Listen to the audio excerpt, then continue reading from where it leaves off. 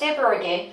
What we're going to do now is we're going to walk forward with a kick and walk back with a touch. Okay, so I'll just turn my back and we'll do a few rows of those. Thank you. So we've got our weight on the left, so now we're going to walk forward. So walk right, right, kick, then we step back, left, and touch. With a count, 1, 2, 3, 4, 5, 6, 7, 8. Walk forward, right, kick, left, walk back, left,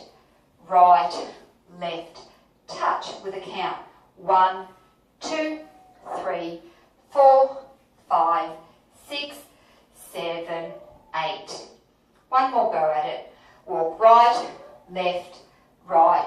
kick, back, 2, 3, touch.